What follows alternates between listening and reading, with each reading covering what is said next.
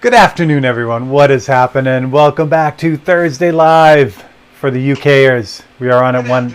Ooh, that's really loud. Didn't want to do that either. There we go. What's happening? Yeah, technology. I hope everyone's doing well. Things are going good here. I'm going to work on the London Pen project today. I'm going to catch that up a little bit and get that kind of rolling. It started out on Monday. I was looking at it for over the last couple of days, and there's a couple different things I want to do with it. Same idea, but I was looking at how I started it, so I want to change that up a little bit, and you'll see what I mean. I want to give it more of a cloud-like look. It looks more like True Fire right now, so don't want that. I want it looking more like Galaxy. So we'll get that underway in just a second. So yeah, so that's what I got. Hope you're all doing well, and thanks for dropping by. So let's switch over and we'll get things on board. So that's not supposed to be there because that's looking there. We want to be more like that. There we go.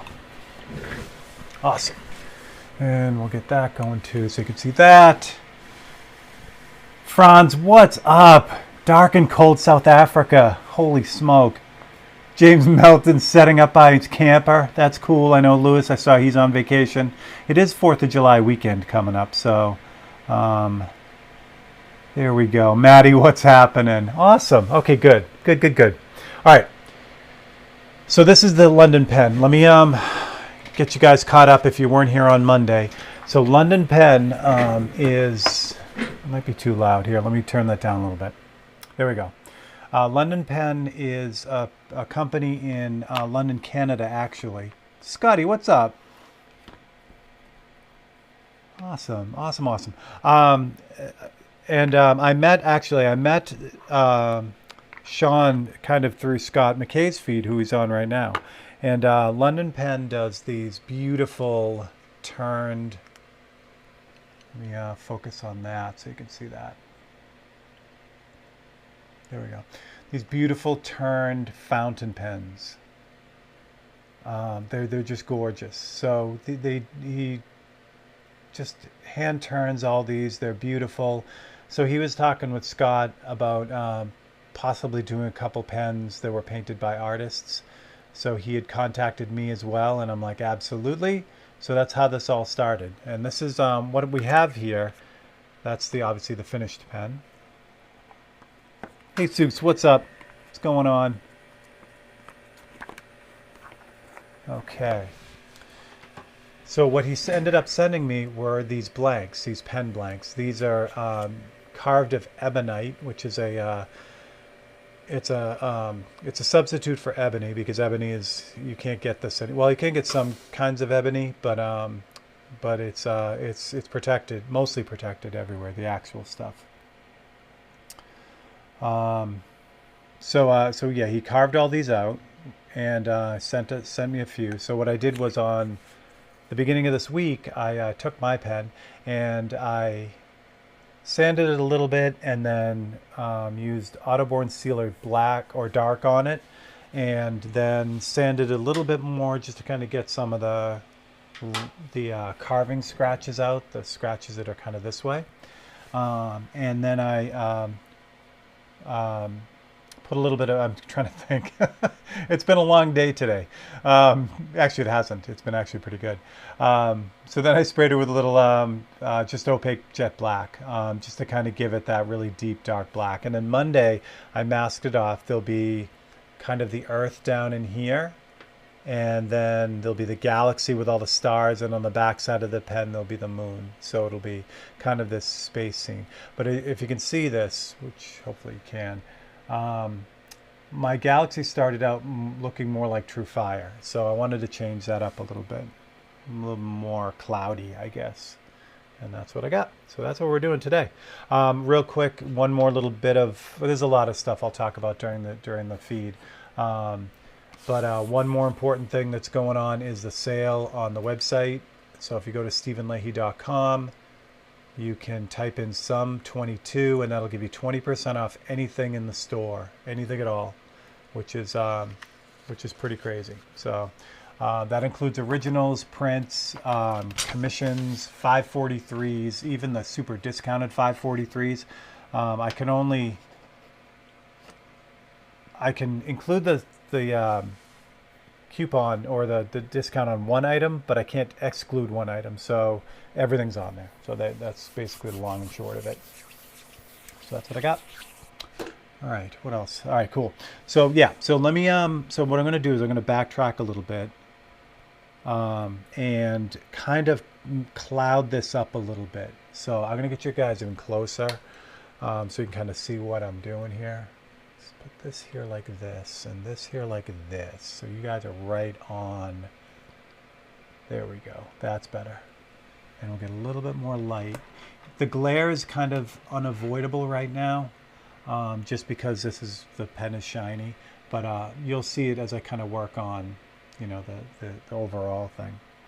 So hopefully that'll work. What are we going to use for a brush? Let's what do I have in here? I think I have black in here, right? Yeah, I do. What's up with that? There we go. Okay. I'm going to use the Micron C because I'm going to be using white. So I want a little bit more control over that. And while the B will work, I'll have to thin that out. And I want a little bit more coverage too. So those are the two brushes that I've been using a lot, the Micron B and the Micron C. Micron C has been doing all the heavy lifting. And then the B has been doing all the detail work. So cheers to all my UK and GMT friends. I'm glad we did this feed a little bit earlier for you guys and girls, because I know that I watch a whole bunch of other feeds, and if they're US based and they're on late at night here, they're on in the morning there. Same thing with, I mean, South Africa is amazing. That's very cool, Franz, that you're hanging out. So at least it's close with you. It's only what, 1900. So at least it's not terrible, but yeah, it's tough to find a time that works for everyone. So the Monday night feed is kind of it for me. It's decent time here. It's a little bit early on the west coast of the U.S. It's a little bit late in Europe, but it's early morning in Australia. So I think I've hit as many time zones as I possibly could with that 6 o'clock slot. So there we go. But this is nice. It's a little bit different. So if you guys have any questions, I'm just going to roll. Thursday's kind of turned into you guys are just hanging out with whatever's on the bench type of thing. Where Monday's sometimes more of a demo. There's usually a different project every week. Thursdays are kind of whatever I'm working on here. So, and this is what I'm working on here. I got to get something done on this. Let me show you the reference real quick so you guys know what's going on. Slide this over just so you can see it real quick. So the reference is that. Looks like some sort of composite photo just grabbed online. I grabbed a bunch of galaxy photos, Milky Way galaxy photos. So I just needed a picture of the Milky Way galaxy just as a reference sort of thing. So that's what I came up with that.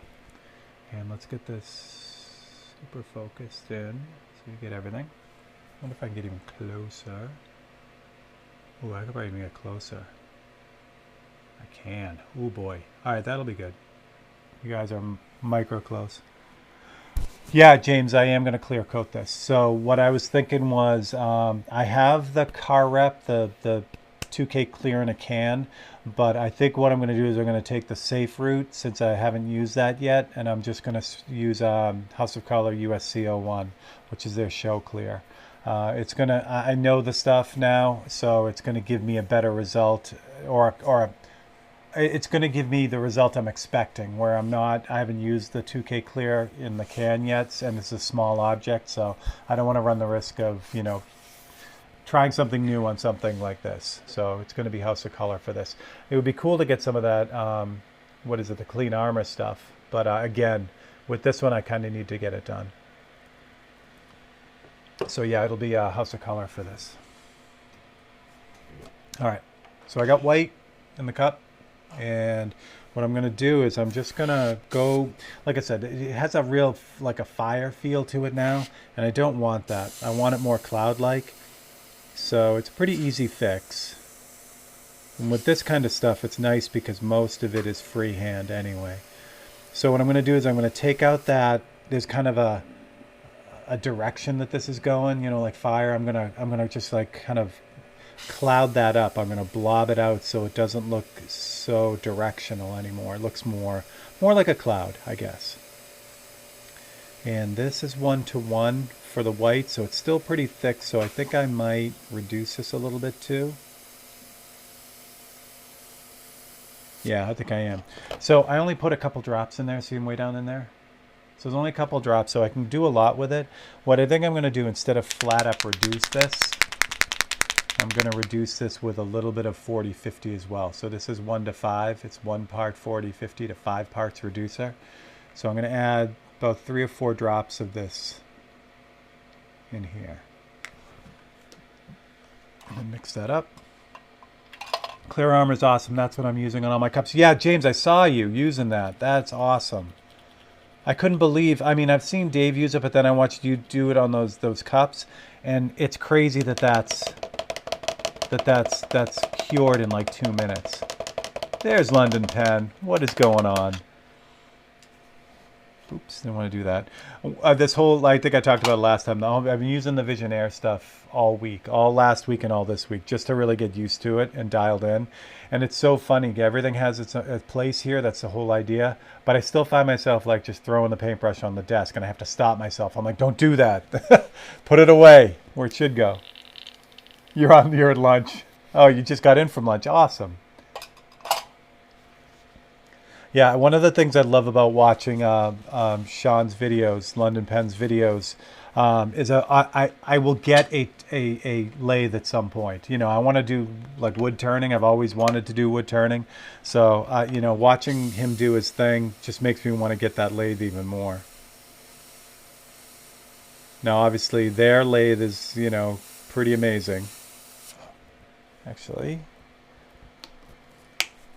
let me just get the rest of that white mixed in. I didn't back flush this, so all that reducer I just mixed in isn't in the front of the brush. So I got to make sure that's done.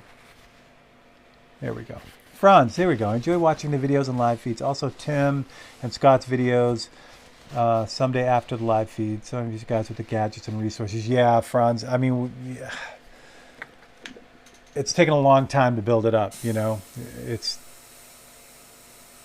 been a long journey from, you know, airbrush. Well, I'm still airbrushing in the basement, but you know, airbrushing on a, you know, a card table with, you know, subpar equipment and all that, just trying to make things happen, you know. So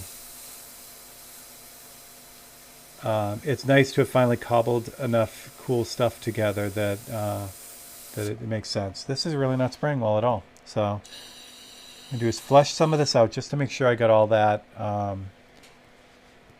thicker paint out. Because this, what I'm looking for is I'm looking for like instant paint, and that's it. It's there now. So what had happened was that paint that I had mixed was all in the cup, but not from here to the front of the brush. It was still the original thick mix, and even though I back flushed it a couple times, it really didn't mix it all in very well. So what I did was, to cure that, it was mixed in the cup correctly with all the reducer, but then I just blasted out everything. I tried to back flush it so that just, if you put a cloth at the end, for those who don't know, if you put like some, put a cloth at the end of your airbrush and block off the needle, it'll bubble back in the cup. It'll force air back in the cup, and that'll usually mix things up, but that didn't work that time, so I had to just get everything out of there. So there we go. Upload some videos to YouTube. Yeah, James, you do. So James has a great live feed. He kind of goes on at different points, and it's really kind of casual, but it's nice. You get to just kind of hang out with him while he's working and doing his cups and things. So it's neat seeing how those cups come together. All right, back to it. You guys are in a decent spot. Let me move this down a little bit just so you can kind of see everything, and I want to make sure I am totally focused on that. There we go. Okay, so again, I want to get rid of that kind of directional feel, and I want this more cloud-like. So I'm just going to kind of connect the dots and I'm not worried about spider webbing at this point because I can, I'll fix all that with all the layers that are going to be on as this goes. I just want to get rid of that kind of diagonal type feel. There's almost a teardrop shape here, so it'll be like heavy here and then fade as it goes around the top of the pen. Javier, what's up? Chili, what's happening? Oh, excellent. Painting with 40, 50, 40, 11 and candies. That is excellent. There we go. I don't know how to pronounce your name. If you are someone I know, Sheip23, let me know. Okay, I'll just call you She for now. Do you have a sweet spot for PSI when you're doing such small pieces? Yeah, it's 100% dependent on the paint. So with white, I'll always run it at a higher pressure because the white is so thick it doesn't want to spray very cleanly. So I'll always run that at a higher pressure, even in smaller stuff like this. So even though this is super tiny, I have the pressure up around 30 to 35 pounds. Actually, I have it exactly actually it's right at 30 right now. For some of the other stuff, like if I'm doing like the just super hyper reduced black, like 1 part paint to 20 parts reducer, I'll lower it down. So, it'll be anywhere around probably no lower than 18 to 20 pounds. I still like to have it at a slightly higher pressure. I like the way the paint breaks off the needle when it's at a higher pressure. So I'd say on average between 20 and 30 pounds depending on the paint. But that's the first thing I'll mess with. If the paint isn't spraying right, I'll bump up the pressure before I reduce it, just to kind of keep that paint the way that it was, or closer to the way that it was intended from Createx. They've obviously tested this stuff so well at a certain viscosity and a certain pressure. So I want to try to stay as close to that as possible, but then once I get it, close, then I can goof around with it. Yeah, exactly. There you go, James. Yeah, I'm exactly at 30. I just looked, which is nice having a working regulator. My other station has an old regulator on it that the gauge doesn't work, so I never really know where I'm at. But this is a brand new regulator, so it actually works. All right, so let me show you real quick. I'll roll this around. So there's the new version of that. And then you see the old version where it's very stringy and long. So I wanted to get away from that, and that worked out pretty well. I'm going to see if I can get a little bit more, maybe diffused light, so it isn't so strong. There we go. That's better. And then you guys about as focused as you can get on that, which is good. Awesome. So while I'm spraying, I'll give you kind of the rundown on all the other fun stuff that's going on. The sale is going on right now. Again, it's on everything in the store. So if you were holding off on an original, you can get a buttload of money off on that now. If there's a 543 you were looking at, same deal there. You can get some money off on that. And then also yesterday I finished kind of setting up and dropping off all my paintings at the Source Gallery, which is a really neat gallery, and it's only about 20 miles, no, maybe even less, 18 miles from here. So I met Mark Hamilton, the owner of the Source Gallery, and I met him through Keith Sturgeon, Skeeter's Graphics. And when I got the call from him and I went online and looked at the gallery, I thought it was really nice, but I was like, we live in a really rural area. I'll start with that. So where we're at, there's just, it's more farmers than, anything. You go into town and there's, built up. The next town over, Alliance has a pretty decent sized college. So that's kind of a regular built-up town. But where we're at, it's just really cornfields and farms and stuff. So I wasn't expecting to find a local gallery that really fit my kind of stuff. But I went over there and I was blown away. And Mark is great. He was a great guy. So we immediately hit it off, and I decided that I'd really love to have my stuff there. So thanks, Cody. So, I thought it would be a great fit, and it really is. I was surprised about Lisbon. So Lisbon is an older town for Ohio, really founded in the very early 1800s, and it reminds me a lot of the towns around me in Massachusetts.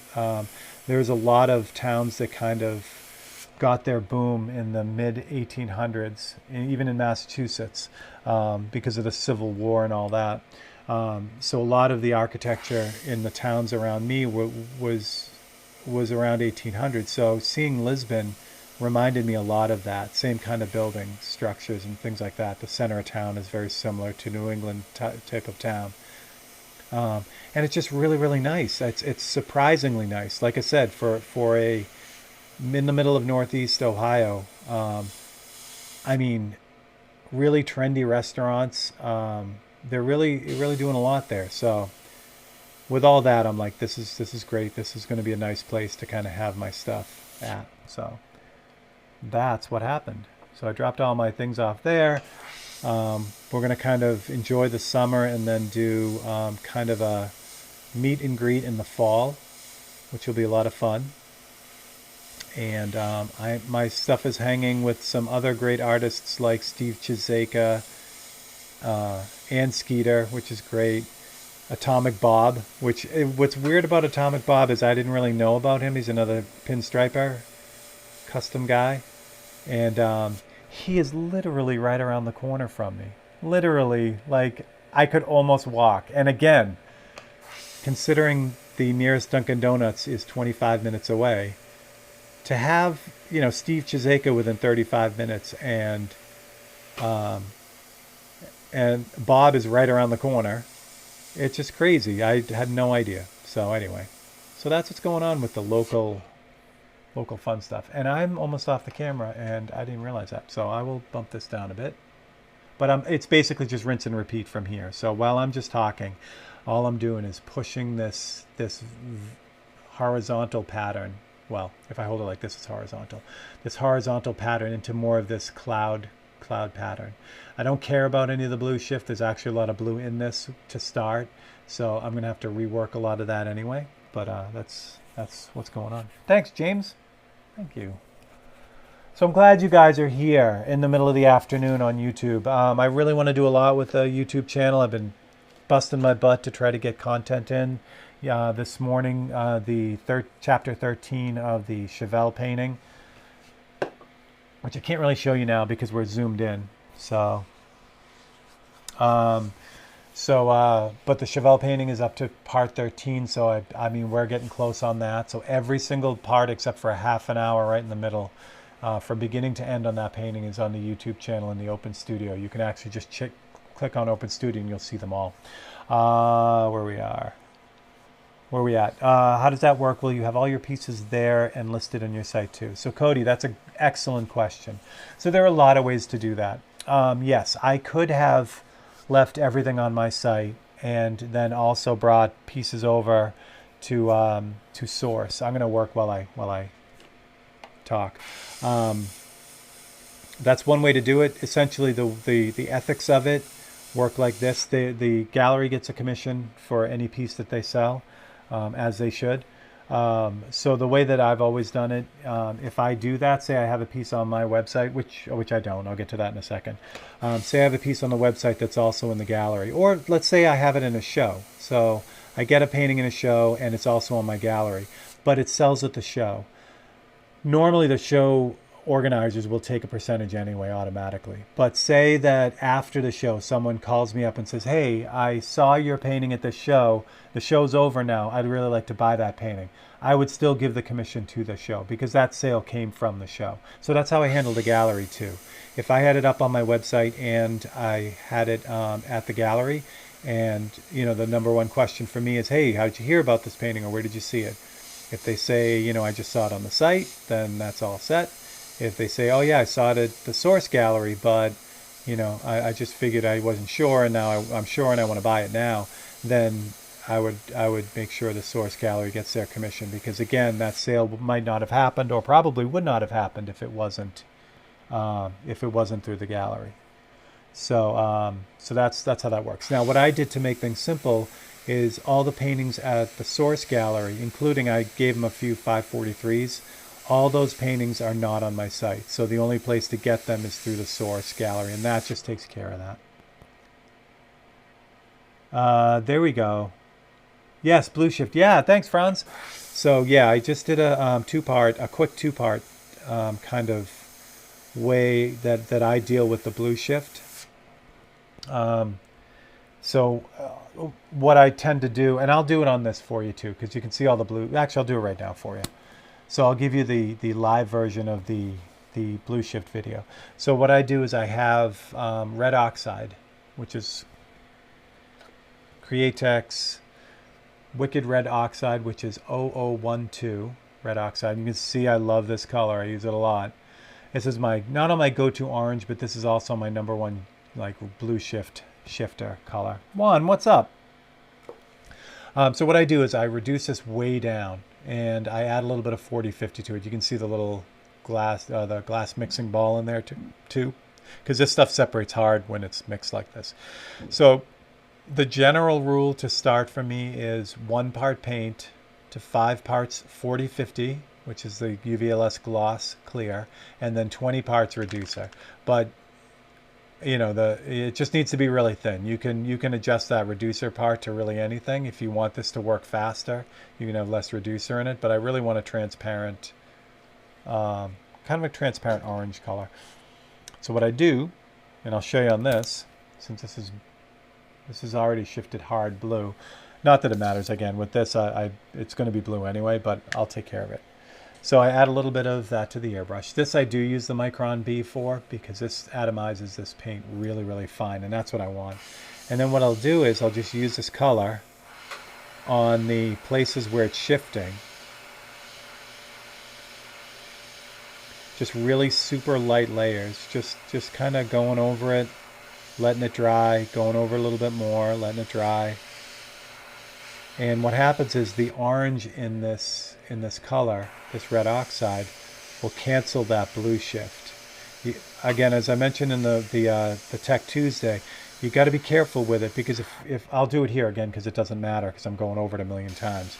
But if I do all of it, if I just go over the whole thing and keep going over the whole thing, the brightest white parts will turn orange, red oxide. So you may not want that. You may want your highlights to stay white. So in which case, like I said, I would then concentrate this spray just on the outskirts, just where it's shifting blue. And if you're careful and slow with it, you can just erase that blue shift. You can just tint it back to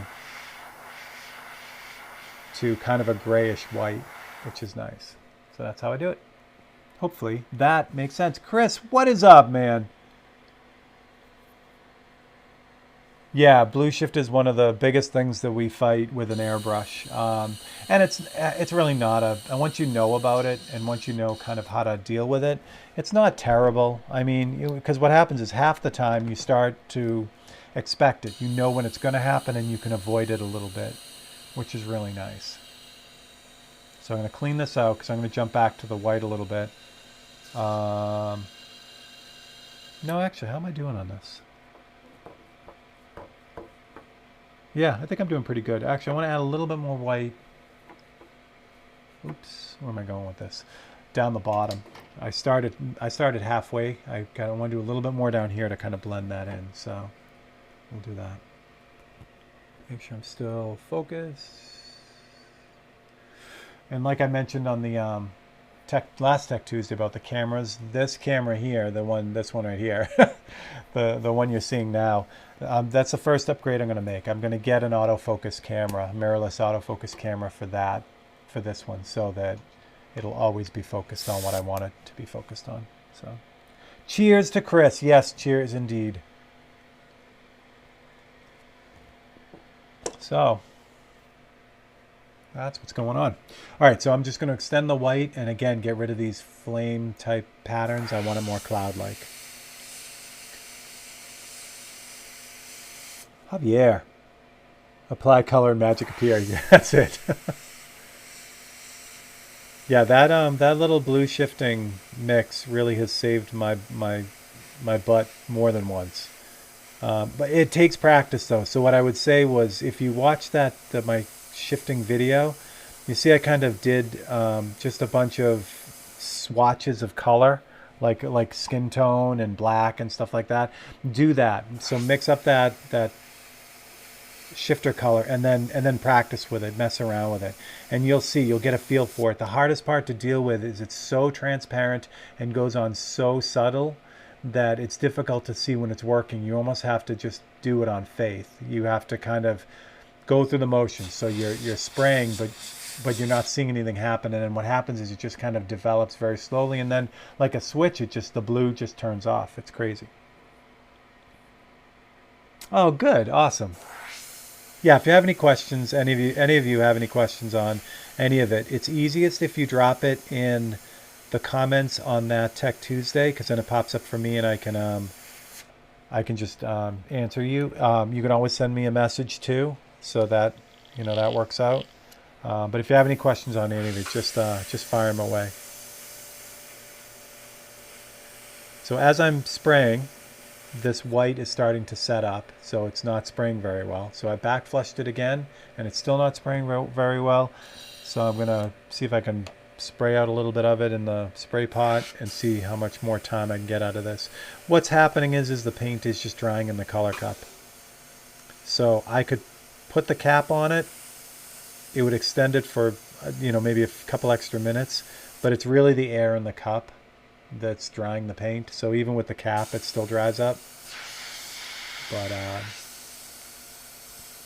it's why I only put in a few drops. Even when I'm working on a bigger area, I'd rather just keep refilling it with fresh paint that works than to try to wrestle with the stuff in the cup. All right, I'm already much happier with this. JP, what is up? What's happening? All right. So that's good. So now what I'm also going to do too at this point, there's a neat fog that's on the outside of this whole thing. I'm going to back you guys up a little bit so you can see this, because it's a little bit bigger area. There we go. Okay. So it's a little bit bigger area. It's kind of, what happens is it almost looks like the galaxy is, you can see the center of the galaxy right in the middle here, and then it just fades out on either side. So I'm gonna lay that in to start, just to kind of get that in. And I think this is gonna work. I think it's still thin enough. It is, okay. So this, I'm pretty far back, and I'm just kind of like, again, I'm not just painting it, I'm just using that same kind of cloud technique where I'm just kind of putting it in little bits and pieces. And I'm concentrating around this middle section right here. And let's do the bottom part here, same thing. This will just set up the rest of the blue halo that's going to be on here eventually. So again, if you guys are around tonight, it's Thursday night, so we can hang out with Scott McKay tonight on Down and Dirty Tricks, which is fun.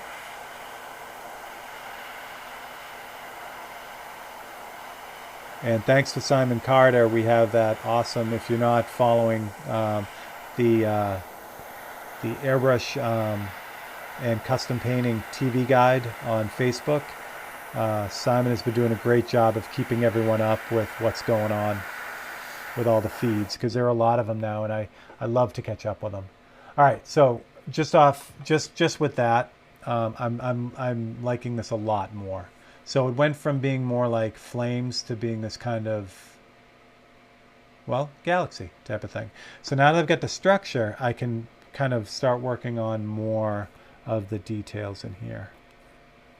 Details. I feel nervous doing this because this is galaxies and space scenes are Gerald's home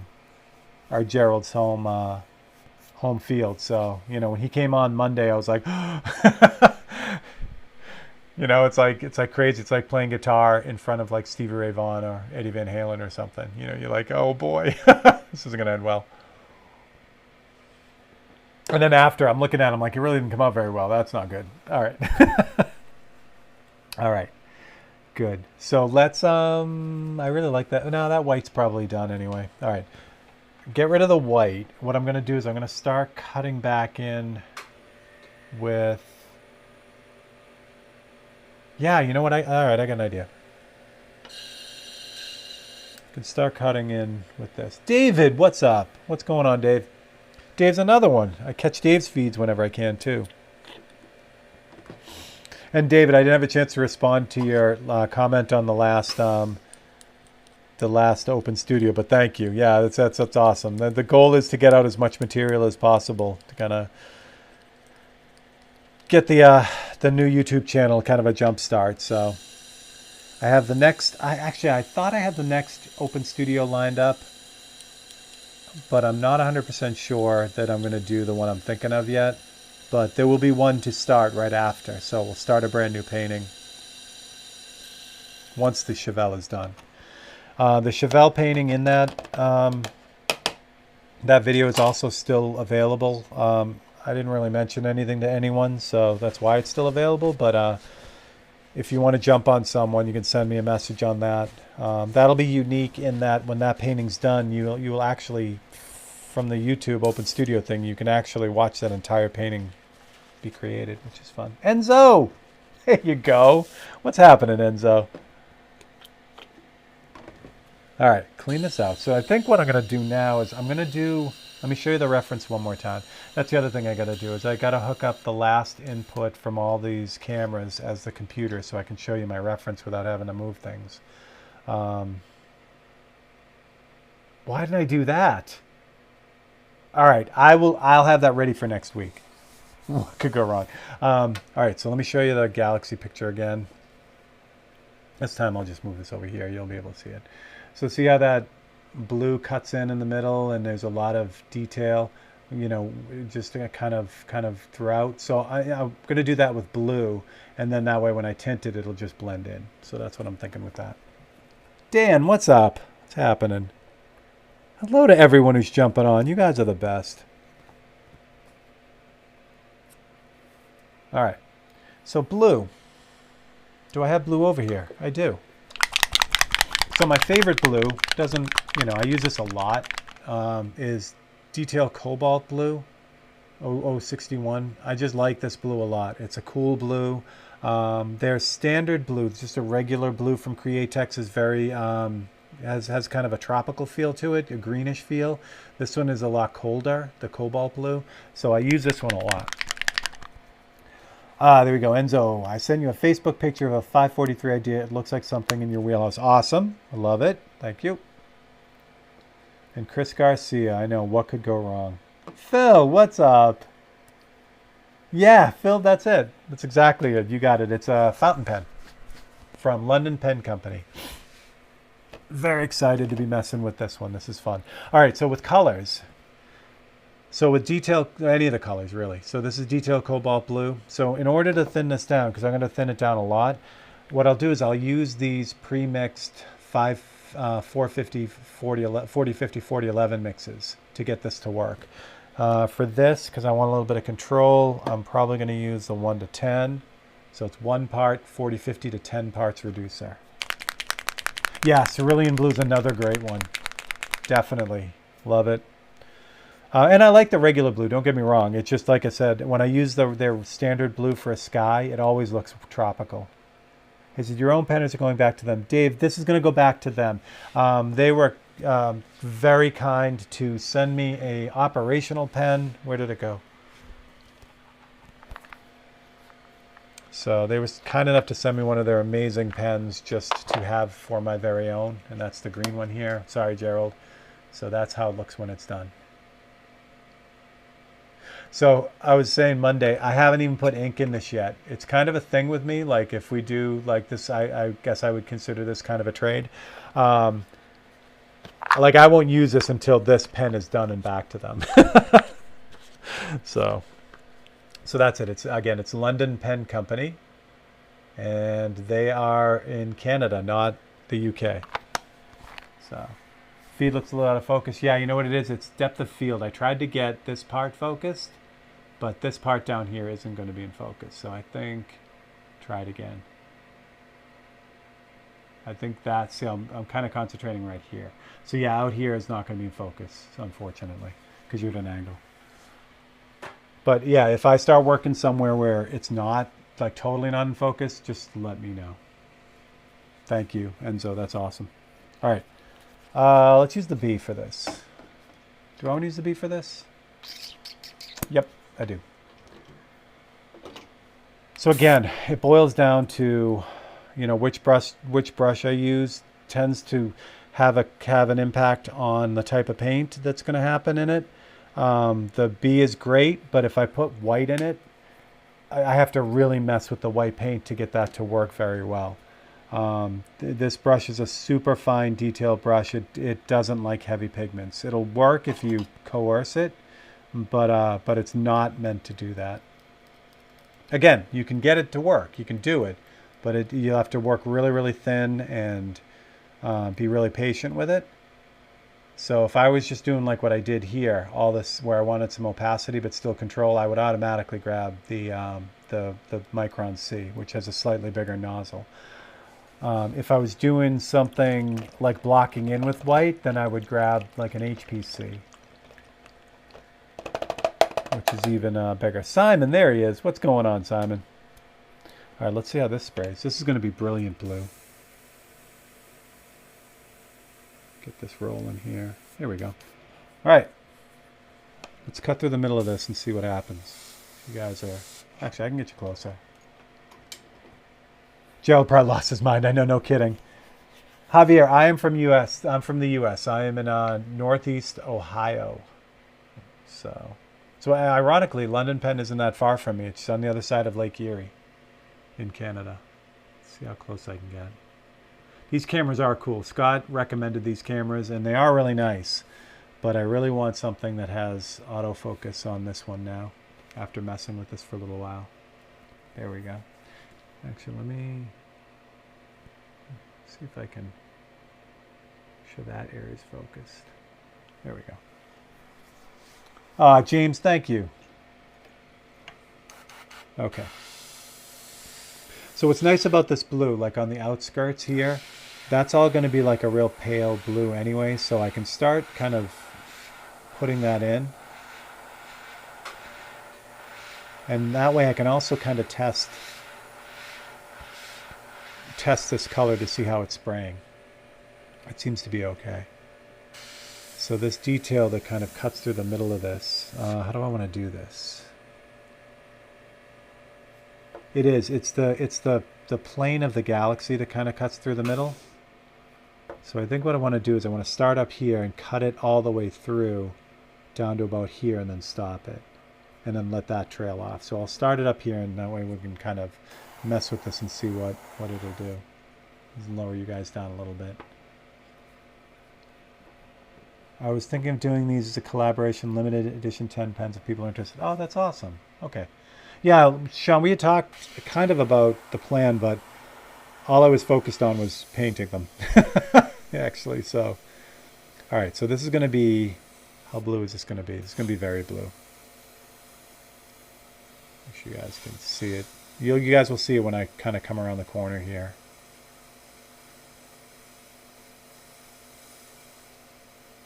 Yeah, this is spraying fine.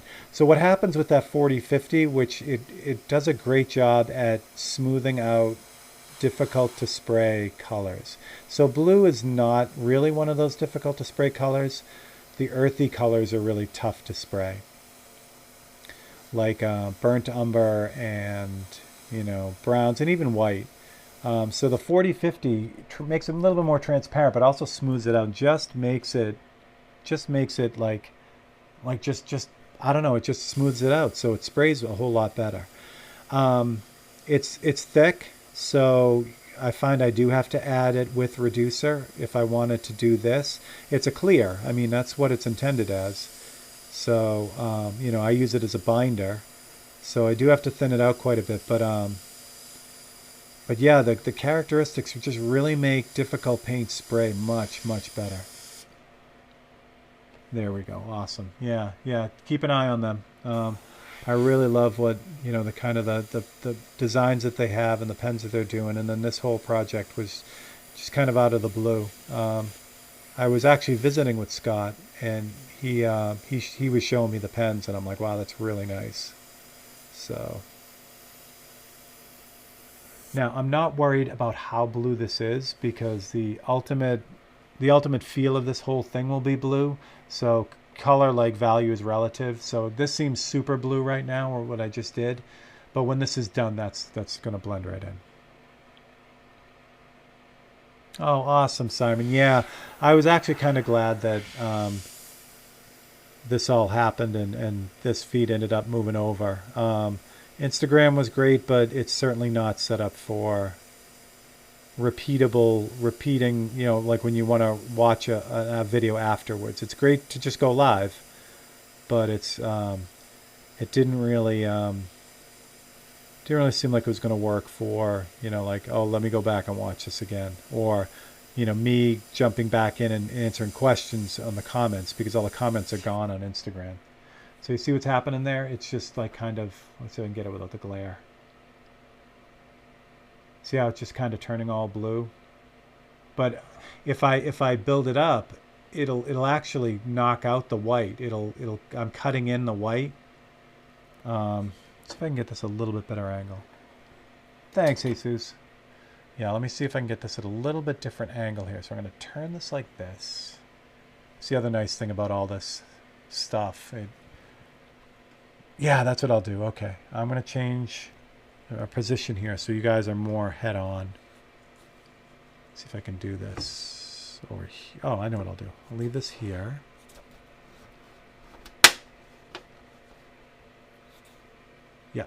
Leave that there, and then I'll move you guys over. That's probably what I want to do here. Now you guys are more head on, so more of it will be in focus now. There we go. Still get that glare from the light, but I need it. Yeah, there won't be any lagging because of the way this is all set up here. So I'm hardwired in, and YouTube has just the ability to run at a higher, lower latency, basically. So it's again, YouTube is meant for this. They built it for this. So pretty happy. All right, again, I'm concentrating in the center of this.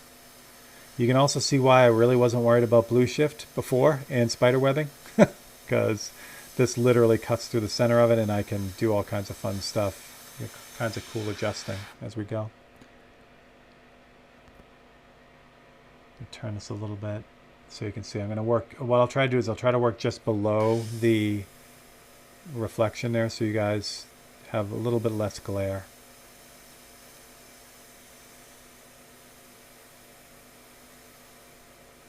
So again, with the 40-50 and this reduction, this paint sprays like crazy. Sprays really, really well with a tremendous amount of detail.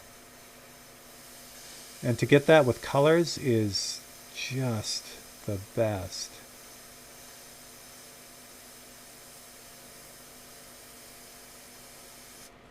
Okay, good, Simon. That's awesome. Javier, you're the first person that I don't see paint with a Takumi Micron. No kidding.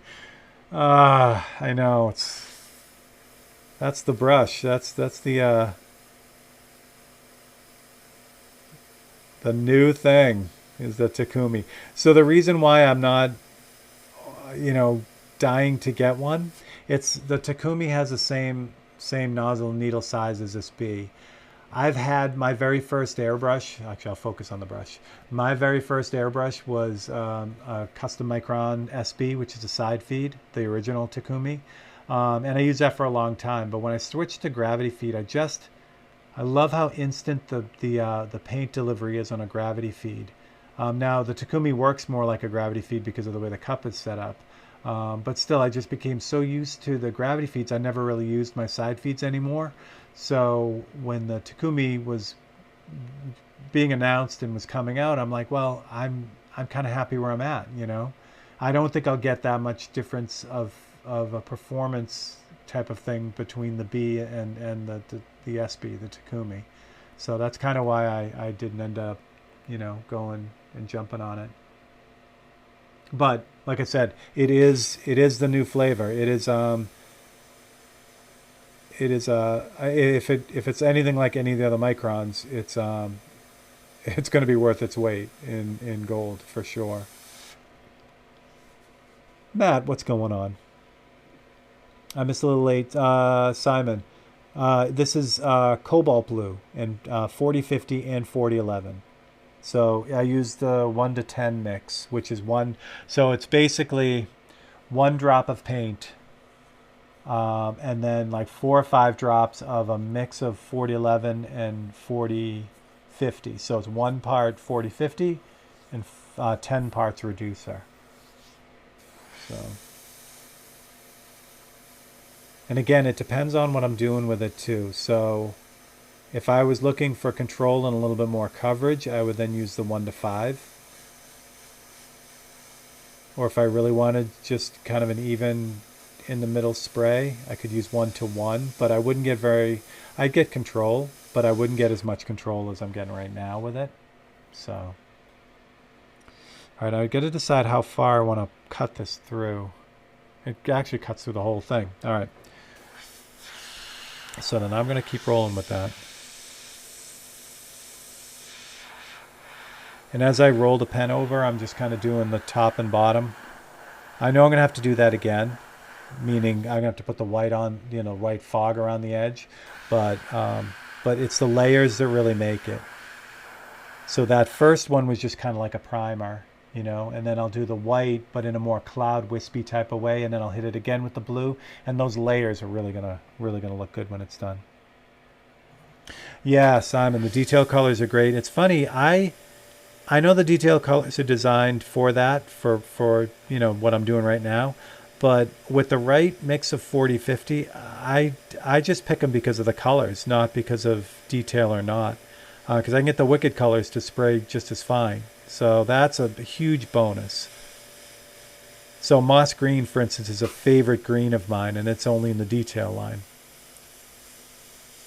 But Wicked red is my favorite red. So if I needed to get Wicked red to spray like this, I would do the same exact thing. Javier, yeah, this bee has become. It's become, just like pry out of my fingers type of brush. I love this brush a lot.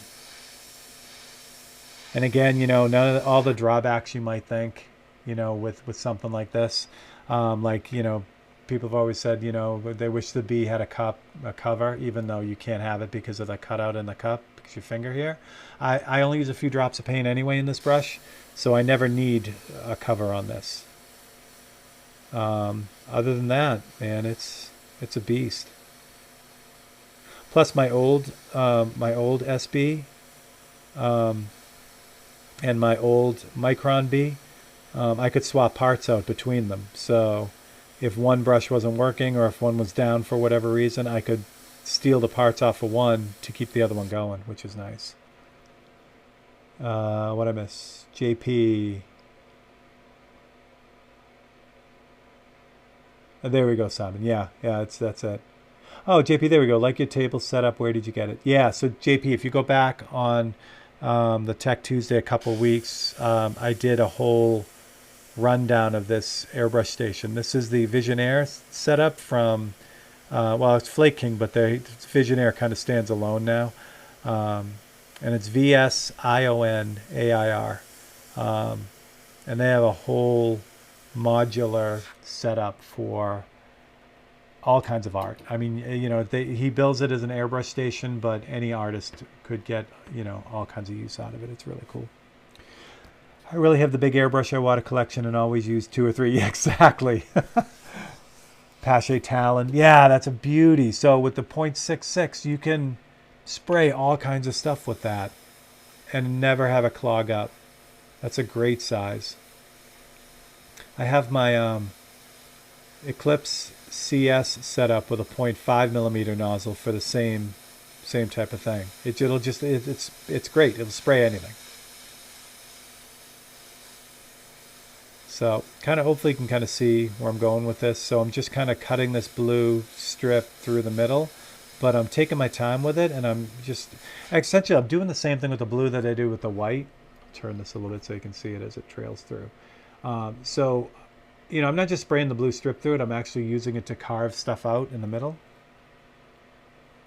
So, yeah, JP, depending on where you're at, Coast Airbrush is the big distributor in the U.S. for Visionaire.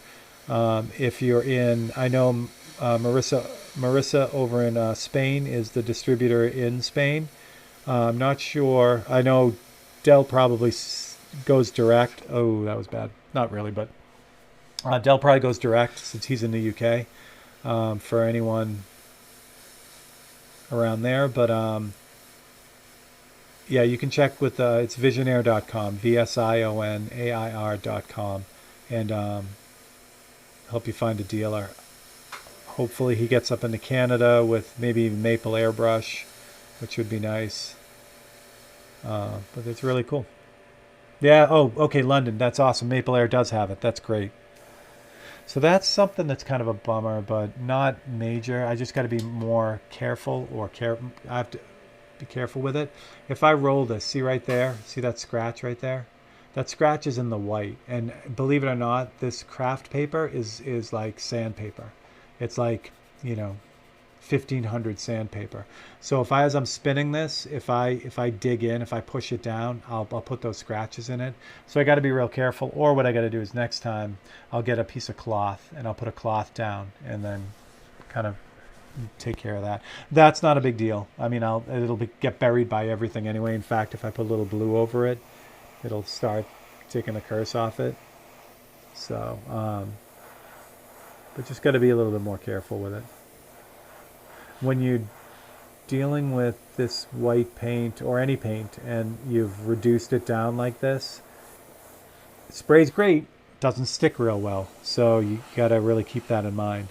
Now, obviously, this is going to be held down as I put more layers of paint on this. All that thin paint will be kind of locked in, especially by the clear at the end. I just got to be careful with it. Simon, I'm addicted to the Visionaire accessories. I was with Dell the other weekend, and we were talking about future items, some really exciting stuff. Yeah, it's endless. I mean, you can do so much with it. Good. I like this. I like it. So I'm going to finish the deal. I'm going to run this right out to the end, and that'll be the center of my Milky Way here. And then we'll jump back to the white and repeat the process. So I'll just kind of keep building this up until I get that proper cloud-like scene. In the end, there's this really fiery yellow-orange all through this, like parts, but that doesn't happen until after I get the form kind of set. It's really just the very end of it, which is pretty nice. Are you using clearing between layers? No, Marshall, I'm not. So that would also help. So if I hit it with a light layer of like I would probably use satin because it has less glare to it. But if I use the satin UVLS and just hit it a little bit, those scratches also wouldn't really happen. The problem is with an item this small, I don't want to have a ton of film build. I don't want to build up a bunch of layers on this. So I would just opt on this one to be a little bit more careful, I think. Yeah, exactly, Matt. I wish I had some, but like I said, I think because I don't want to practice on this, I'm going to run with House of Color for this one. All right, I like that blue. Do I need to really get rid of that? Yeah, let me, so where that blue is cutting through, it cuts through, but it doesn't cut through enough. So what I think I'm going to do is I'm going to take a little bit of black and go over that blue. And you'll see it'll just like cut a path through that, which I think will work a little bit better. Absolutely, Marshall. Absolutely. All right. I am actually cheersing today, for real. So I have, it's going to be blurry, but I have Masthead. I have their IPA. This Masthead is in Cleveland. And I had coffee right before this, and I was going to stick with coffee, but I feel terrible that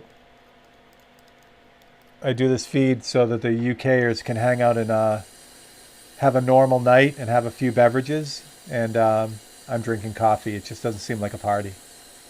So I'm taking one for the team, kids. Oh boy. I'll bring some over. Awesome, Matt. Yeah, this one, like I said, I think I'm going to go House of Color on this. Oh, Cody, that's a great question. Yeah, hopefully LPC is still on. I don't believe they do. But that's an interesting question. It would be kind of neat if they had like a certain, I don't know, like one style that they had that can be customized. Now that being said, there's no difference. Well, there is a little bit of a difference in finish, but there really isn't.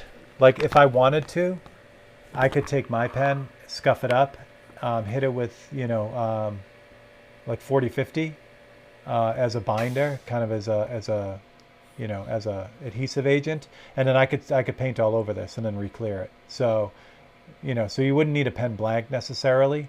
And the way that it works is I mask off all of, well, focus it so you can see it. I mask off from here up, so all this is masked off anyway. So yeah, I mean, you could just grab a pen and then go to town on it. Sanded, not polished. There you go. Exactly. That's what I thought. Awesome. Yep. Ebonite is so cool. Very cool. All right, so I'm going to still stick with the B. I'm just going to repeat the pattern as I roll this over and scratch the back out of it. So great. Oh boy, I can't be taken anywhere. Good thing this is such a loose and, well, not really loose, but so organic shape here, because I'm definitely having fun with it. So for this, I think I'm going to use, because I want some opacity, this I'm going to use the 10-to-1 mix or 1-to-10 mix. So it's 1 part opaque black to 10 parts reducer. There's no 40/50 in it. Ebony can be polished, looks like piano black. That's awesome. All right, 10-to-1. We're going to give this a shot and see what it looks like. This might be too opaque, believe it or not, even at 10-to-1. You guys are in the right spot? Maybe, not, maybe.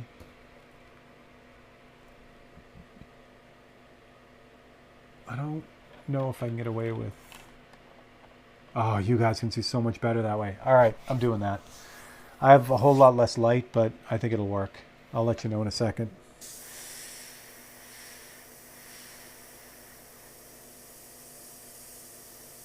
Okay. I think I can get away with this. Yeah, this is actually too opaque. So in this instance, instead of dumping it out and grabbing the 20-to-1, I'm just going to add a little bit of reducer to it. Lee Jordan, what is happening? Had to do some shopping. Awesome.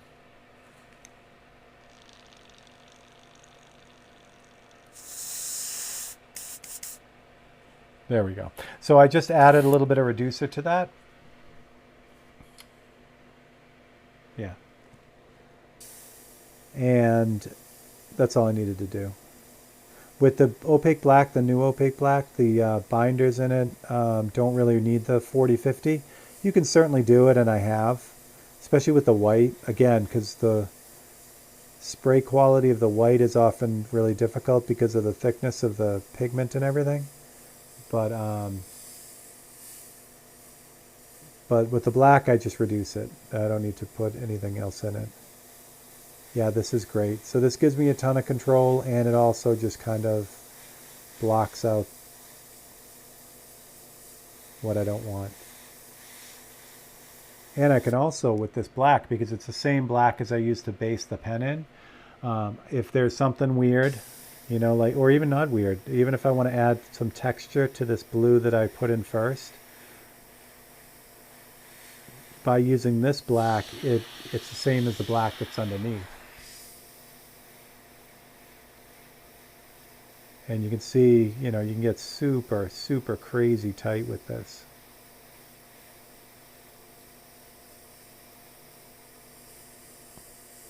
And also, it's transparent when you need it, or if you sit on it and in one spot, it really gets opaque. It really builds up. So there we go. So now that's much more cloud-like than it was before. That's the base coat black. Yeah, so what that is so I don't have it here. No, so Sean, that's the base coat black is what I use to prime the whole pen with, and then I sprayed the whole thing with opaque black, just the opaque black. I was talking about this Monday. I had an instance where I used the base coat sealer black, and then I sprayed matte UVLS matte clear over it, and it looked gray. So in order to avoid that, I now always put opaque black over it, so that black that you see is just the blackest black I can get. So I did the same thing here. Yeah. And you can see it. Like if I left this as sealer black and I was painting the opaque black over it, you can see the difference between the two. It's not, I mean, it's subtle. It's not like in your face, but it's, you know, if you're going for that super deep black, it does make a difference. And again, what's really nice about this is it's the same black as that the pen is based on. So if I go out here with it, it's not going to make any difference. You can't even see it. So I can do a lot with it. This is much better than it was when I started. All right, so there's a little spider web right there, which I can get rid of that.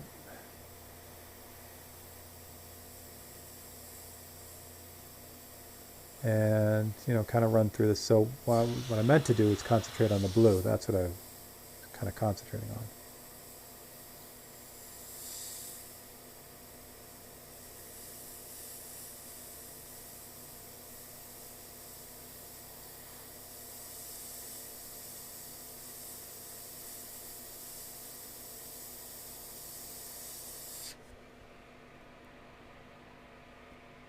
Stunning. See how bright that is in the middle?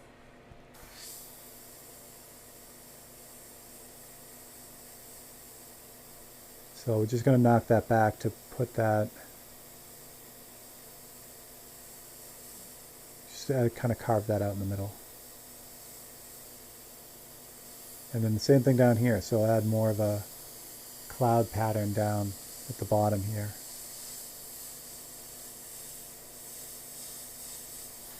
And that spider web is still hanging around up here, so we'll get rid of that too. Marshall, have a good one. I want to try the illustration flat black as a base coat. Need to pick some up soon. So Simon, that illustration flat black is crazy talk. I don't know what I'd use it for, but it is like when it dries, it's like you have a chunk of charcoal. It is crazy stuff. I wish I had more use for it. Actually, Marge has more use for it than I do. She already used it on one of her sculpture pieces, but it is dead black. It's crazy. Yeah, there we go. David just said it. Same thing. Yeah, it is nuts. It is crazy talk.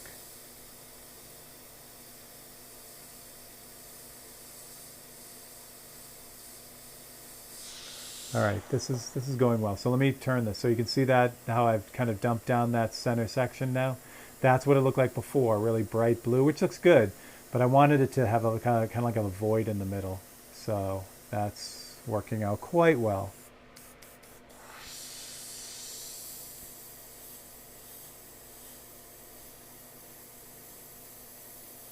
Now this reduced black in here, this will start to set up as well, just like the white did.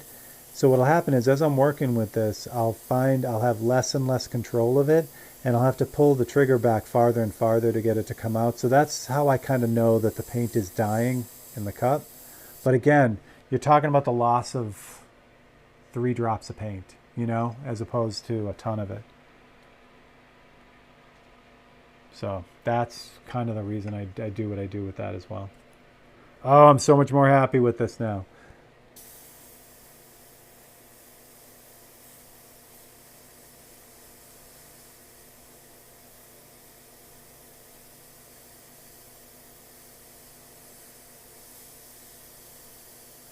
So I've already started the 543s for next week. If I'm sitting around doing nothing on Monday, I think I might have a live feed on Monday at a regular time. Now Monday is the 4th of July. Oh, sorry to all my UK friends. Sorry about that. still hurts. But um, yeah, I think I might still go live on Monday. Um, we'll see. We'll see. I'll let everyone know Monday during the day. But more likely than not, I'll just kind of keep the ball rolling. The reason why, I know it's the 4th of July, it's a holiday here in the U.S., and everyone's going to be on vacation and out doing stuff and fireworks and all that fun stuff. But we are getting ready to head to Wisconsin. So, and then I'm going to Massachusetts. So I don't know. I'm going to still try to do my live feeds on location, but I don't want to go, 3 weeks without a feed. So let's see what's up. Flex, what's going on? I want to try the flat black as a background for a Pearl Punisher skull. Maybe detail it a little regular version on the image. Just think the pearl. Yeah. And live, see, that's one of those things, Simon. You're going to post that painting up and it'll be awesome. But live, that thing is going to be insane. The difference in gloss between the pearl and the flat, you're not going to be able to photograph that. It's just going to be great. Yeah, I can't wait to see what people do with it. All right, I'm almost to the end of this guy here, so I've cut through the whole thing and I'm happy with it. Take a look, see where we're at. Yeah, I'm happy with that. All right, so now I'm going to jump back to the white, start pulling out a few more spots, and then I should be able to hit it with the color again. There's some oranges and reds in there and all kinds of stuff. Yeah. Yep.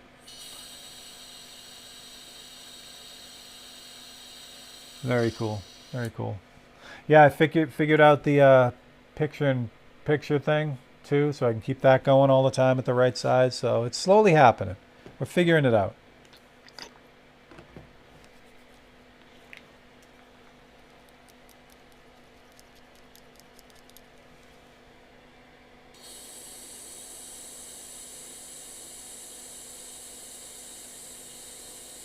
Alrighty.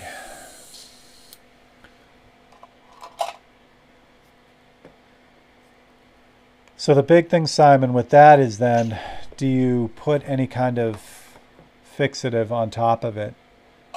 You couldn't really use the UVLS because if you pick the matte UVLS, it'll kill the pearl. If you use gloss, it'll kill the matte. So I think you just got to kind of leave it open. No, so Simon, what you would do when you post it, make sure you post a video of it. Move like from one side of it to another so you can see it light up. That would be insane. All right, what was I doing? White. Do I still have that in the other brush? That would be exciting. I do not, but I don't have anything in the brush, which is also exciting. I love when I pick up a brush and it's clean instead of having like 4-day-old paint in it.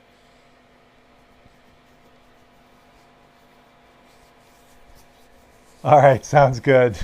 Yeah, please pay attention to what you're doing. We like you with all your fingers. All right, white. So for this now, this is a good spot here. So originally I wanted the white to kind of cover. So I wanted to be able to, really kind of have that block in quickly. Now I don't want that. This is white that I need detail with because I don't want to blob over all this and then have to fix it all. All I want to do is add a bunch of hot spots, mostly down like right in here. And I want a ton of control over that. So for that, I'm going to use the 1:5. Where is it? There we go. I'm going to use the 1:5 mix of white. So this is 1 part paint, opaque white, to 5 parts 4011 reducer, and it's the opaque white.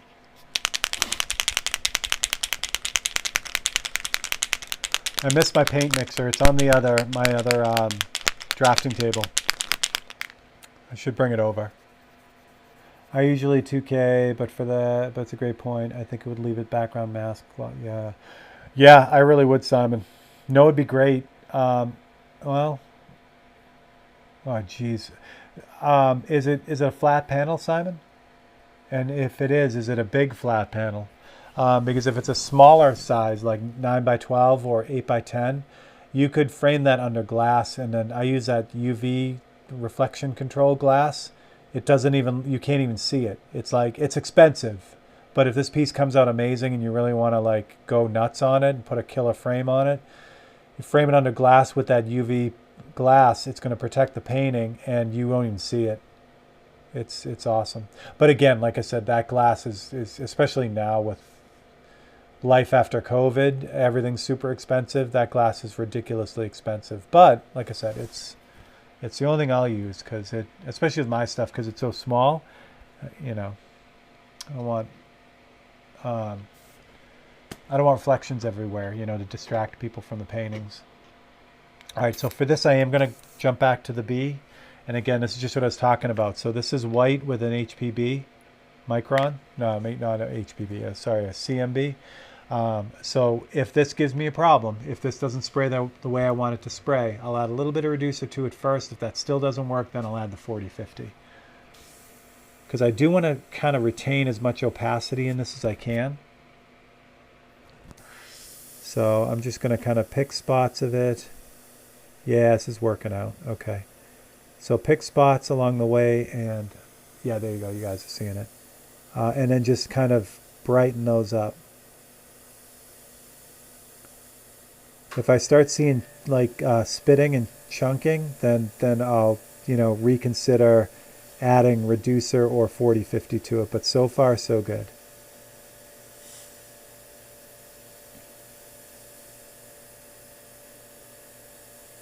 I have the reference. You can see it in the. You can't really see it. It's in the tablet right here. So at this point, I'm really kind of jumping back and forth to make sure that I'm painting what's in the reference and not what I kind of see in my head.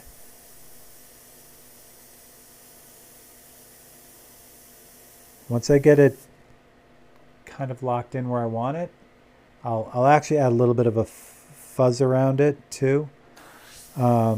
Because I'll end up hitting this with red oxide and then repeating the pattern again. And that'll give it that really crazy glow. There we go. Yes, it'll be 15 by 11 inch aluminum panel. I never thought of UV glass. It's a great idea. Yeah, 11 by 15 is going to be, that piece of glass is going to be at least over $100. So it's something that, like I said, if this is a painting that like is over the top and you want to go nuts on it, you know, you get a crazy frame for it, and the glass and everything, that would be nuts. Then you don't have to worry about it because the glass, you know, the matte will stay matte and the pearl will stay pearl, and you don't have to worry about it. The one thing I worry about the matte black is its durability. First of all, it's illustration colors, so you gotta make sure you leave that alone till it totally gets, you know, cured. I think it's 24 hours, but it might even be longer than that. But I'm just afraid if someone bumps it, that it's gonna leave a. Because I don't know if you've ever seen a matte paint job on a bike or a car, it's a nightmare. As soon as, yeah, it looks great as soon as you detail, and then as soon as you like roll it down the driveway, it looks like ass. So. Yeah, exactly, Simon. That's how I do it too. It's like, I'm going to make this crazy frame for this. And I was like, let's wait till we get it done first.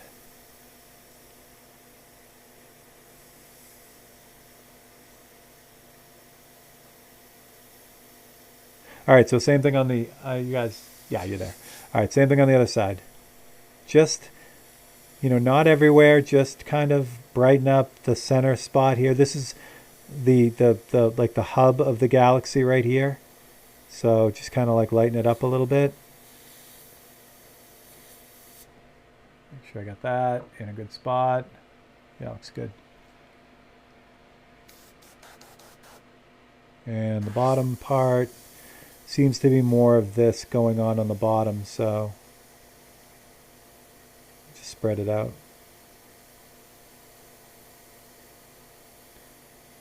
So again, to have white, all right, I was giving you that whole rundown on white and when it gets all cranky and doesn't want to spray. I gotta say it's relative because this white sprays like no other white I've ever used before. So whatever they're doing with their lineup now, and I've heard this from, I mean, David was talking about the opaque cream, which has the same base in it that this does, and other people with the other opaque colors. It's whatever they're doing, it's amazing. It just sprays like nobody's business. Shine, what's going on? Travis, I think I missed you when you signed on, Travis. All right, so more of this as I come around the bottom. It seems to trail off on the top, like there isn't a whole bunch of this on the top section of it, but there's a lot of it in the bottom section. So that's kind of what I'll concentrate on here. And the longer a project goes, the less paint gets put on, but the bigger impact that paint has. So even though I'm putting just, tiny bits of paint on now, it has a much bigger impact than when I was kind of basing it all in the beginning. Just kind of fade the white out on the top a little bit.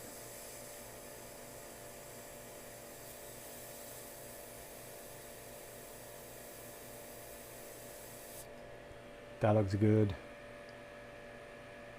Thanks, Simon. Yeah, I was happy. I agonized over this. I'm like, I had so many different ideas.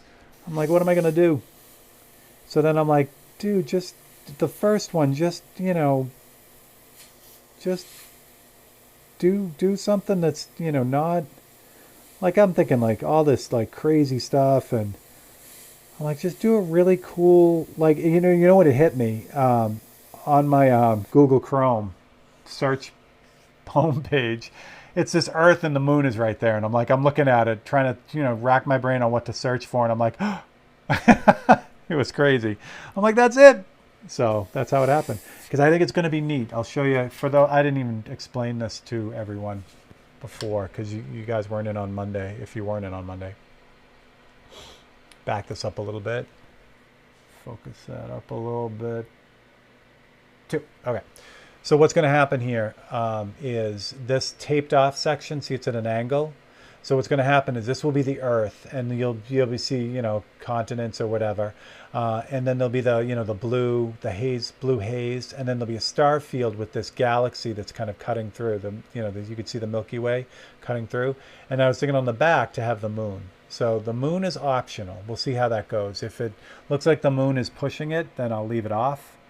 But I think just with what we got going on, it's going to work out pretty well. There we go. Flex. So true. My white is spraying amazing compared to my older whites. Yeah, there's nothing like it. Nothing like it. I'm totally blown away.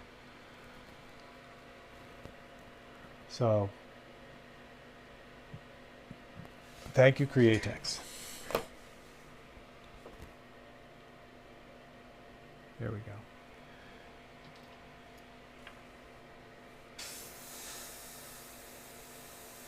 So once I get the detail part of it, all these little, kind of blobby specks, I'm going to go lightly over it again and kind of add a glow to everything.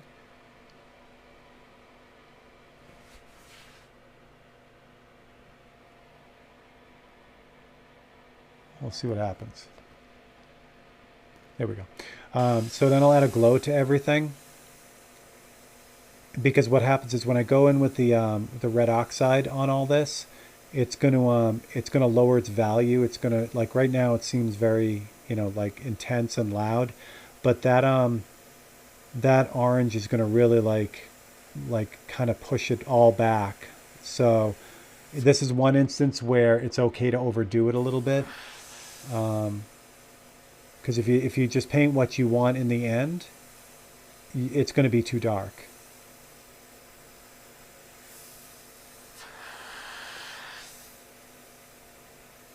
So Gerald asked on the Monday feed if I was going to be using candies. That is a perfect solution for this. So all these colors that I'll be putting on here would work great with the candies. I don't know. I didn't grab them. So. Oh, good, Simon. Yeah, that was fun. This is Travis on my Shine account. Oh, cool. Okay, Travis. Awesome, man.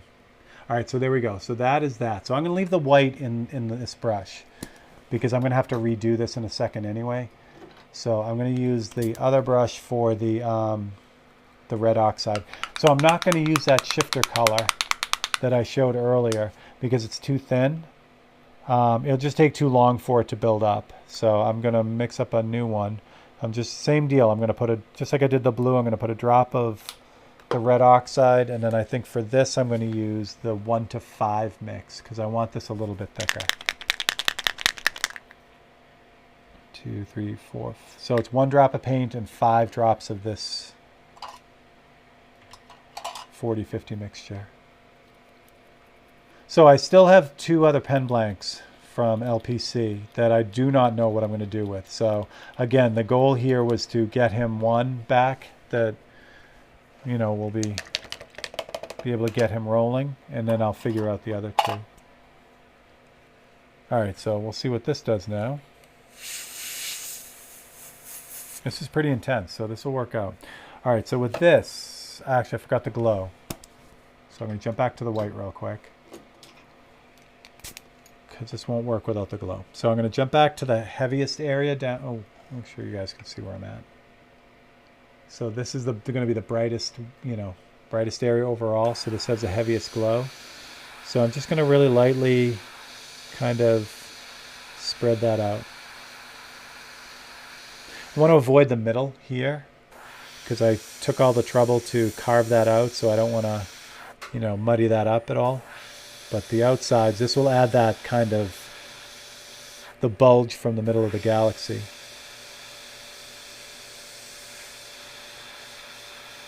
And again, in this case, too much is not really too much because the red oxide will get rid of it.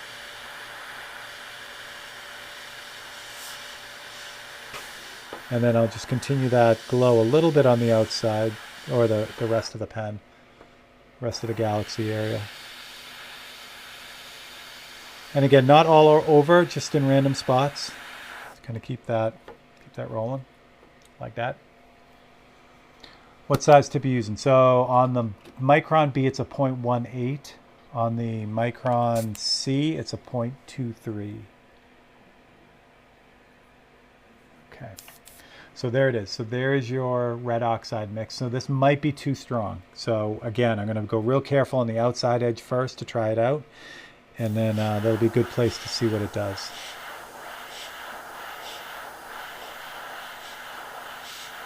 Nope, this is going to work. Okay. All right, so now that I have a good mix, I'm just going to kind of go over the whole outside edge here and let it kind of tuck in a little bit. See how orange that gets? I want to be careful not to get on the blue, obviously, because it'll do what the blue shifter did. This bugs me though. That little blowout right there, I'm not sure I can get rid of that. How am I going to do that? I need another brush. Hold on, because all my brushes are filled with paint and I need black. Because I'm gonna see that little blob, that line right there. I'm gonna get rid of that before I. So worst thing that happen is I'll put the orange on there and that'll still be there, and then I won't be able to get rid of it. I mean, I will, but I'll have to just bury it. Let me grab another brush here real quick.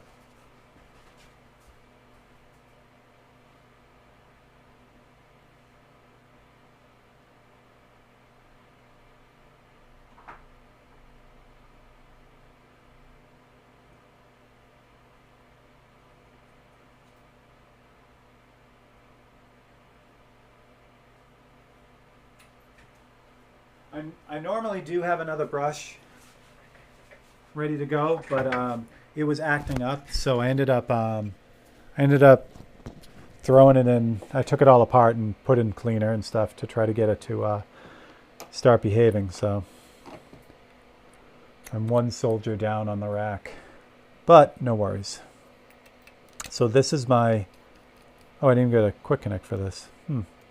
Oh well. This is my older Micron C. This brush here is probably, God, it's got to be pushing, I'm thinking it's pushing 20 years old. I got it early 2000s. So this one here, it's essentially the same as the other Micron, the different trigger, to get the old round trigger in it.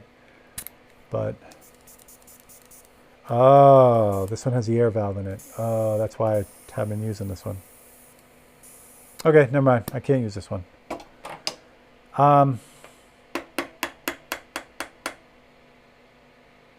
Nah, screw it. Let's go for it. What could go wrong? It's going to go get another brush, but we don't have time for that.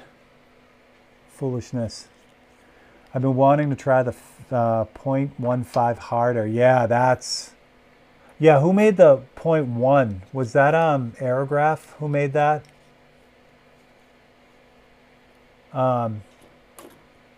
Yeah, those super, super tiny nozzled brushes. Oh, man. Yet it's so funny because like 15 years ago, you could only use those with like, you know, transparent dye-based paint like candies or ink or something like that, because they were so small. They would clog up instantly with the paint that was available. Nowadays, the new stuff is so good, you could get away with using those brushes. Like I would love to, like I tried a Pache Turbo before they discontinued them.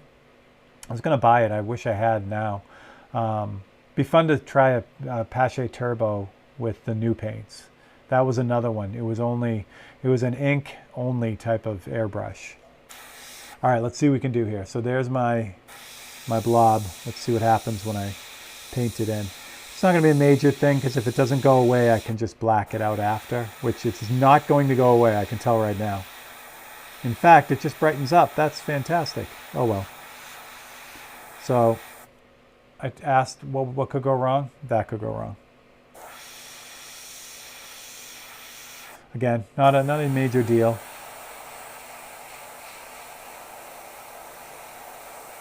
That's what happens when you're lazy. All right. Actually, this one in here needs to be orange too. Again, I just want to be careful. Oops, didn't mean to bump the camera. I just want to be careful not to get this orange on the blue because it will cancel it out, just make it look like mud. There it is, 0.12 Aerograph. That's such a pretty brush too, Lee.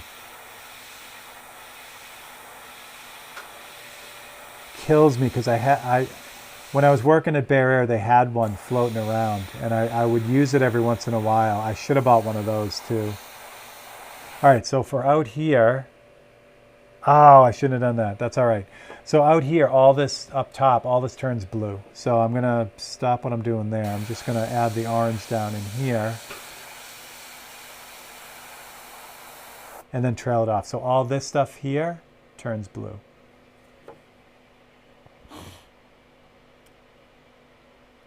Yeah, yeah. With solvent-based paints, especially with the you know, the same thing with the less heavy, like non-white type paints, yeah, you should be fine with solvents.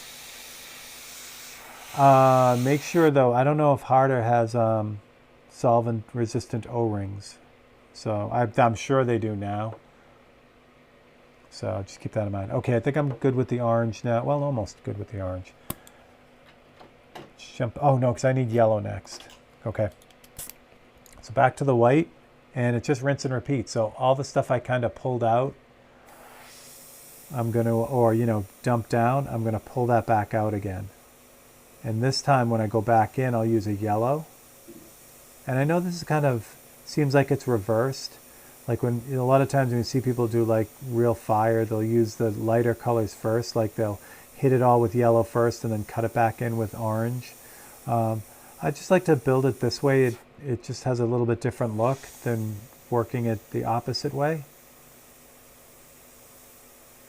And the lighter colors seem to affect the darker colors less. So if I were to go put yellow on this, it'll just richen up that orange instead of kind of like battle with it and cover it. But you get the idea. Infinity CR Plus has the 0.15, and let me tell you, the brush spray is amazing. And can't stop sharing about the brush and how, oh, that's awesome, Flex. Yeah, that's really cool. And they are who they are for a reason, man. They've been around for a long time, and that's why, because they do. They make a good brush.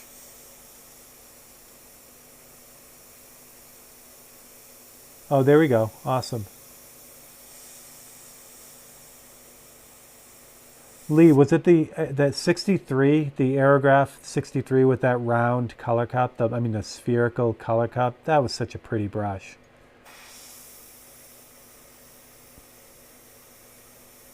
That was one of the ones they had just on the rack at Bear Air when I worked there. It had a purple handle. Thing was amazing. So this white is starting to set up because it's not spraying very well, but I think I can get enough out of it to work. Yeah, the Super 63E, that was it. Oh, that was such a cool brush. The only thing I didn't like about it, as I don't like with like Pachets and some of the other brushes, is the needle cap was attached to everything. It was all one thing. You couldn't take the needle cap off, if I remember right. So you kind of had to deal with that needle cap. All right, so one other thing. Did I really go out too far? I don't know if I did. I went a little bit too far with the orange here. So I didn't want to get orange up here. So that's an easy fix. I'll just kind of go back in with the white and just kind of erase that orange, because that'll ultimately be blue. That was a new one with the purple handle. I can take mine off the old ones. Okay, good. That's awesome, Lee. That was the one thing I didn't like about that brush. And again, we're talking like 2005 to 2008, I think is when I was using that brush. So, all right. It's coming along though. It's looking very Galaxy-ish. So I think I'm gonna go the opposite. I want this section to kind of build out a little bit more. I really want to push that feeling of the center of the Galaxy. So this will work out well that there's that, smash there that I got to fix anyway, because I'll just kind of creep into it with the white, and I'll be able to hit it again with the orange after. Yeah, I think I'll hit it with the orange real quick, and then I'll do the yellow. And another thing I like about the red oxide, see how much yellow cast that has anyway to it. So it's a nice rusty orange color, but it has some yellow to it, which is nice. So it blends really well. It's not just like a crazy like in your face orange.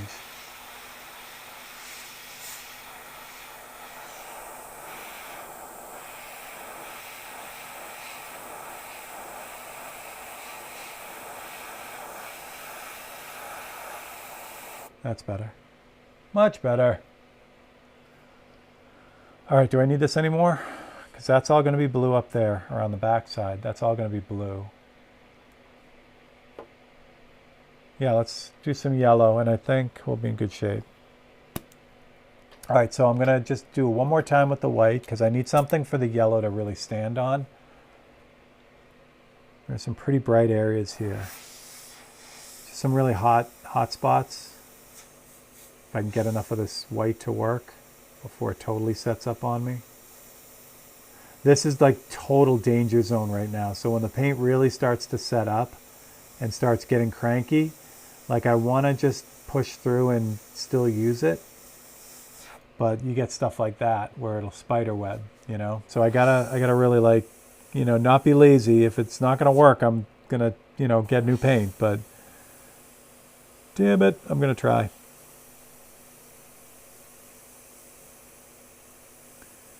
So this is a classic what could go wrong moment right now, because the white is starting to set up. I can feel it, and I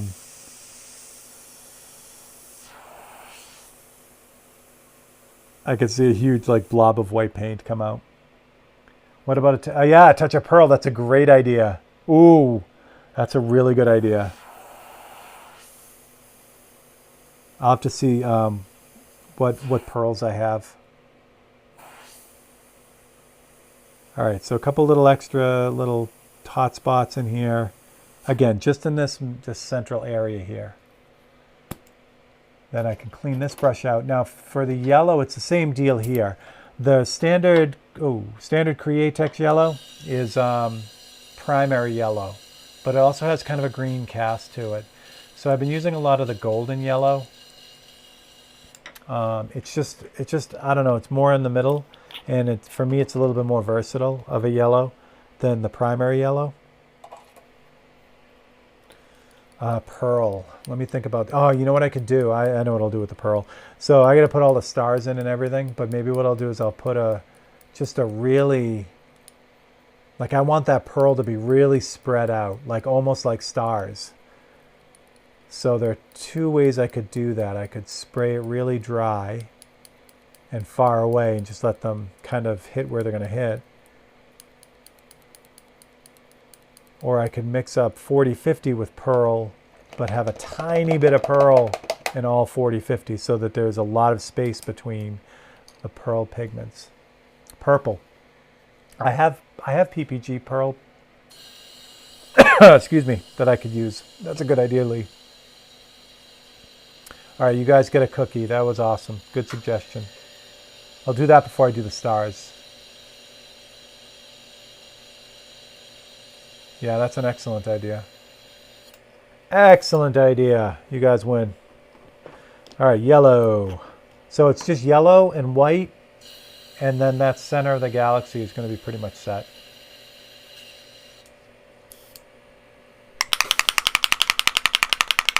If you get some house color sparks, they're insane pearls. You could dab them on the brush too. That's, yeah, I don't have any of the sparks. I actually, all the pearl I have is PPG right now. All right, I put way too much yellow in there. Oh, well. All right, so the same deal with the yellow. The yellow is supposed to be a drop of yellow and then the 1 to 5 mix. And that's good to go. But I put 2 drops of yellow in, which, I mean, doesn't seem like a big deal as far as paint, but it makes way more paint than I'll need. All right, yellow. So the yellow is just on the parts I just did with the white. And I want to hold back too, because even the golden yellow will have a green cast to it if I get it obviously near the blue.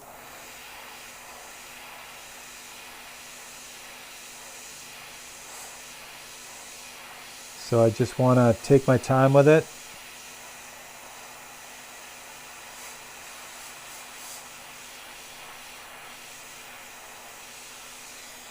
Yeah, good. It's the bottom part, and now the top part. Ah, there's that spider web in there too. You can just barely see it, but I'll fix that when I fix the top part. Actually, that'll be the last thing we'll do today. We'll do the repairs on this, and then that'll be good.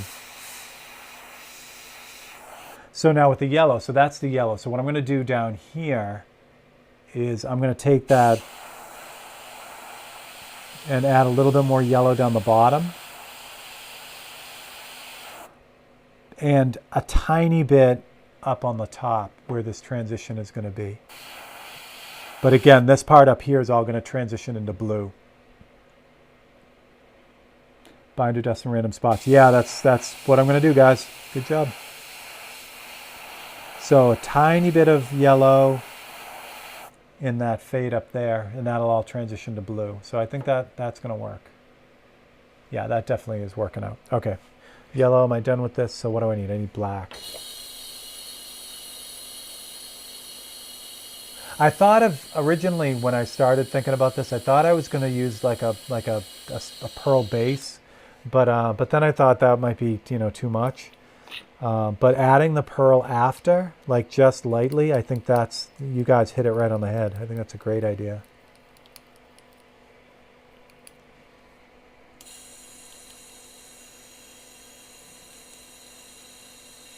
Oh, and while you guys are all on too, I need a name for the feed. So Monday Night Live just kind of was Monday Night Live from the start, but I need a good name for Thursday. So if you drop them in the comments, that would be wonderful. Even after the fact, if you have a brainstorm and come up with something.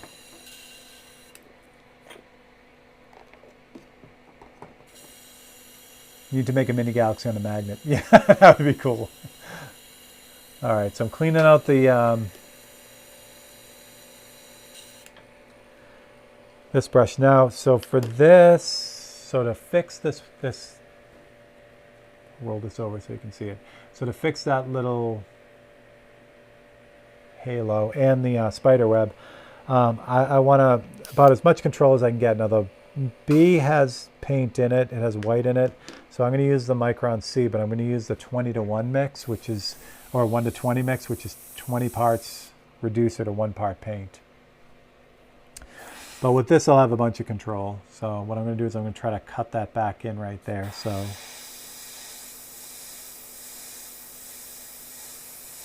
and again, what's nice is this black is the same black as the background, so I can spread it out and not worry about it being a different color or sheen.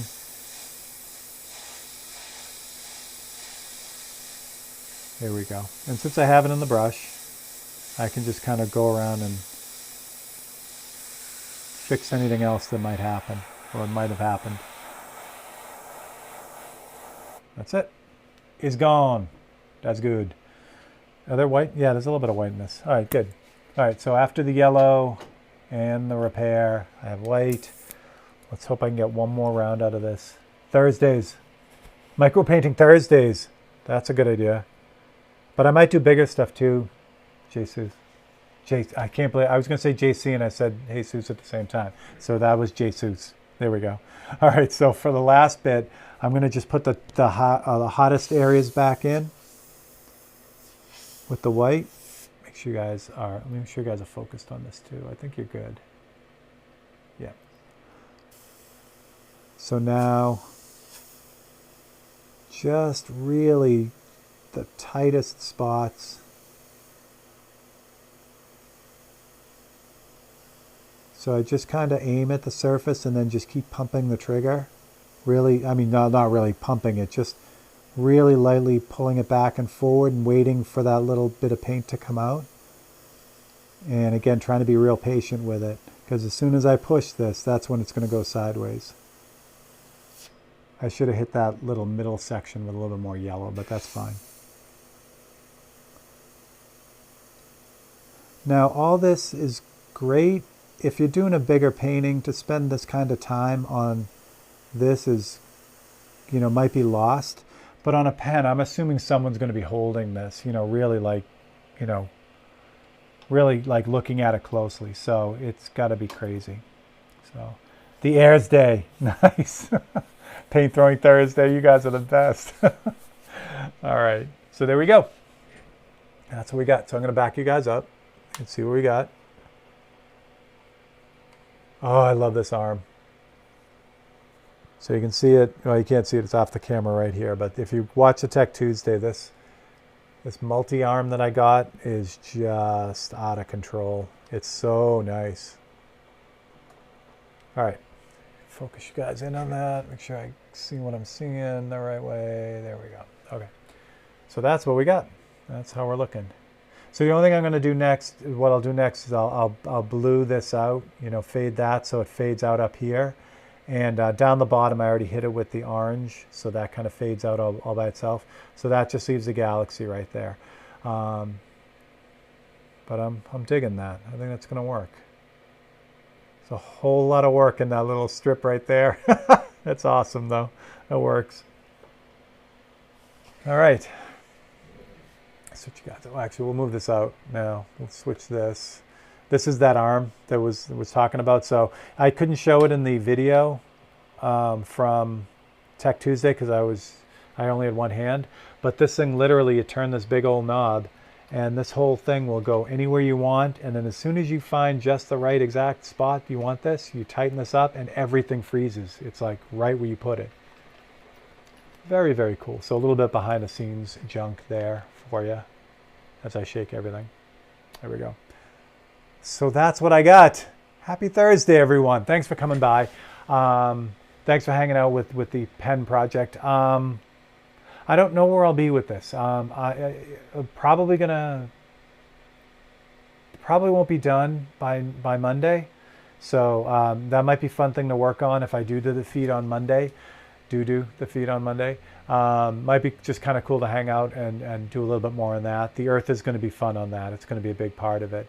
And then by then I'm going to mess with the pearls over the weekend because that was a great idea from you guys.